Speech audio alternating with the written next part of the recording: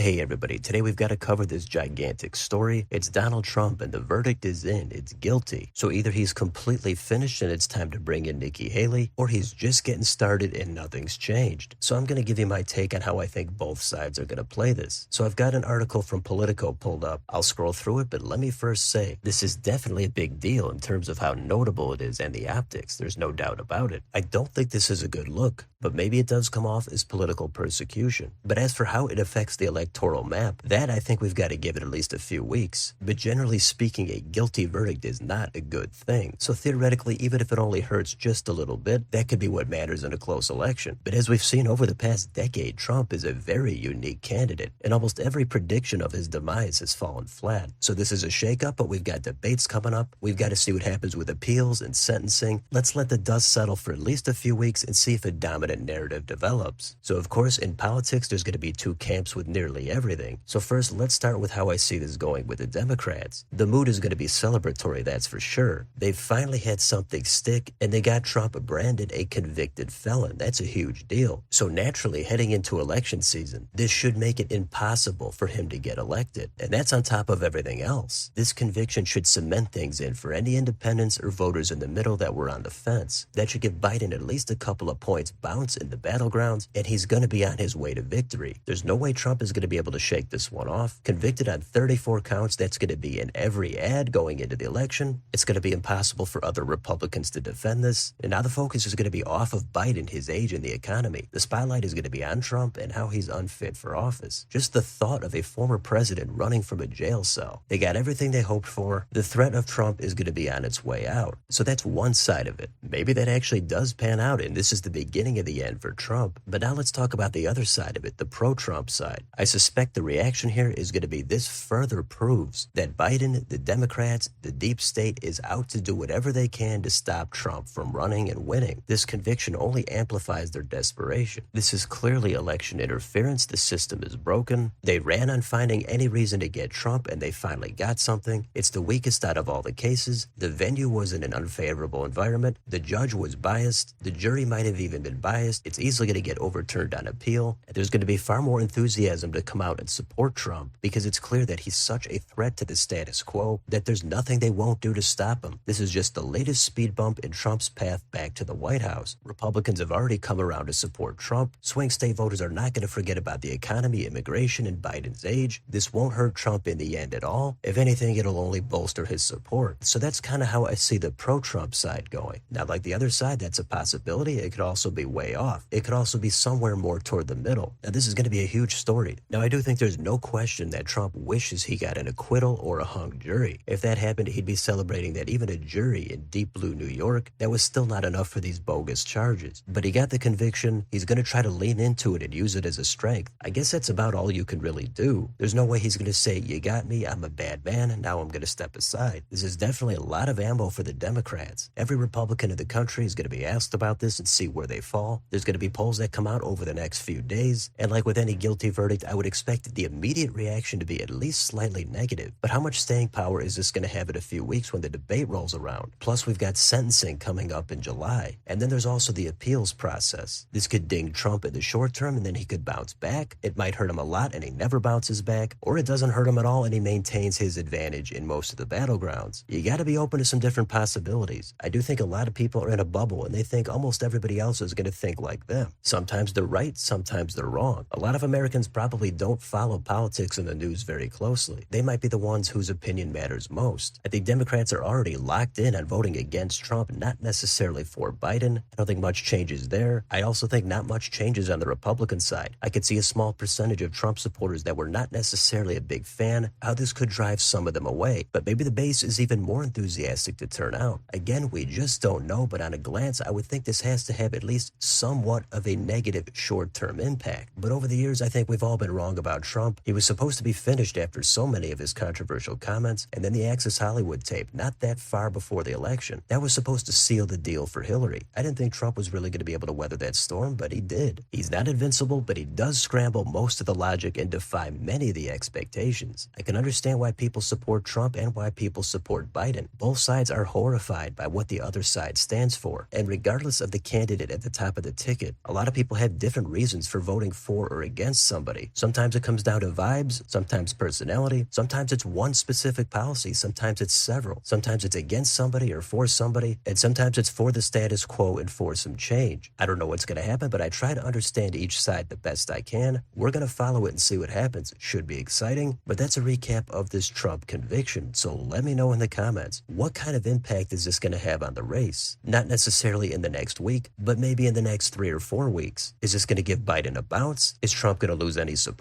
What about sentencing and an appeal? Are both sides going to overplay their hand? What do you think about the strategy? Let me know down below. On your way out, don't forget to like, share, and subscribe. Join if you'd like to help support the channel. Thank you for watching, and I'll see you next time.